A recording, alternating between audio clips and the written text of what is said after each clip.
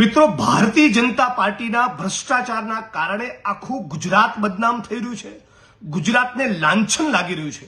ગઈકાલે કોંગ્રેસ પાર્ટીના મારા સર્વોચ્ચ નેતા મલ્લિકાર્જુન ખડગે સાહેબે દેશની પાર્લામેન્ટમાં સંસદમાં મુદ્દો ઉપાડ્યો કે નરેન્દ્રભાઈ અને અમિતભાઈ આટલા બધા મર્દાનગીની વાતો કરતા હોય, આટલા બધા પાવરફુલ અને સ્ટ્રોંગ હોય, તો તમારા ગુજરાતમાં 1.3 લાખ કરોડનું ડ્રગ્સ છેલ્લા 1 વર્ષમાં જે પકડાયું એ પૈકીનું મોટા ભાગનું ડ્રગ્સ ગુજરાતમાંથી કેમ પકડાયું?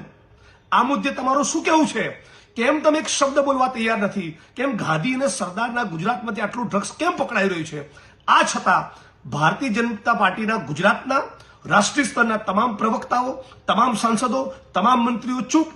8 ચોપડી પાસ ગૃહમંત્રી, રાજ્યના પોલીસ વડા, રાજ્યના મુખ્યમંત્રી તમામ ચૂપ.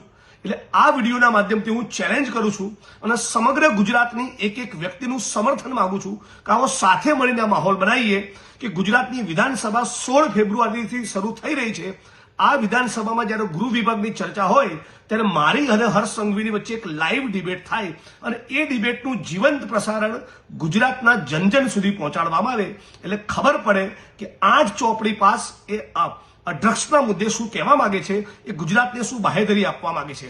ડ્રગ્સના કાળા કારોબારના મુદ્દે ગુજરાતની વિધાનસભામાં ડિબેટ થાય અને એનું જીવંત પ્રસારણ લાઈવ ટેલિકાસ્ટ થવું જોઈએ.